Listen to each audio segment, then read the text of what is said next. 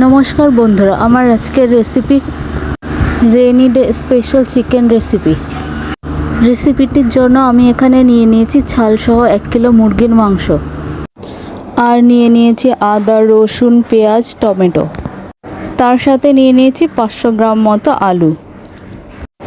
এবার আমি একটি কড়াইকে গরম করে তার মধ্যে দিয়ে দেব সরিষার তেল।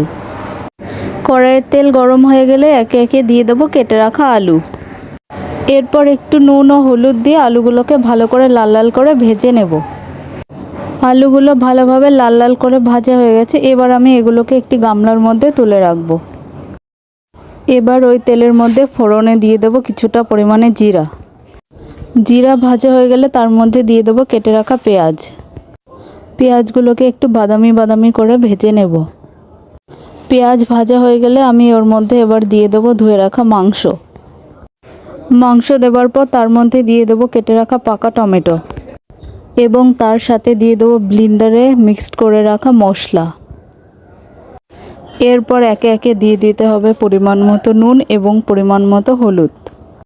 প্রত্যেকটি উপকরণ পরিমাণ মতো দেওয়া হয়ে গেলে এবার মাংসগুলোকে নাড়িয়ে চাড়িয়ে কষিয়ে নিতে হবে। মাংসগুলোর সাথে প্রত্যেকটি উপকরণ ভালোভাবে মিশে গেলে এবার মাংসগুলোকে ঢাকা দিয়ে দেব। প্রায় 10 থেকে 15 মিনিট ঢাকা দেওয়ার পরে ঢাকনা তুলে মাংসগুলোকে আবার নাড়িয়ে চাড়িয়ে কষিয়ে নিতে হবে। কষানো হয়ে গেলে তার মধ্যে দিয়ে দেব ভেজে রাখা আলু আর দিয়ে দেব কাঁচা লঙ্কা। মাংসগুলো আমার প্রায় কষানো শেষ, আর মাংসগুলোর থেকে তেলও ছাড়তে শুরু করেছে। এরপর আমি দিয়ে দেব একটুখানি জল। আমি বেশি জল দেব না, কারণ যেহেতু আমি ছাল সহ রান্না করছি তাই প্রচুর তেল বেরিয়েছে, আর জল বেশি দিলে এমনিও ঝোল শুকাতে অনেক টাইম লাগে। জল দেওয়ার পর আমি মাংসগুলোকে আবার কিছুক্ষণের জন্য ঢেকে রাখবো। এবার ঢাকনা তুলে নিলেই তৈরি হয়ে যাবে আমার কম সময় এবং easy rainy day special chicken. রেসিপিটি ভালো লাগলে লাইক, কমেন্ট এবং শেয়ার করে দিও, আর চ্যানেলটিকে সাবস্ক্রাইব করে আমাদের পাশে থেকো।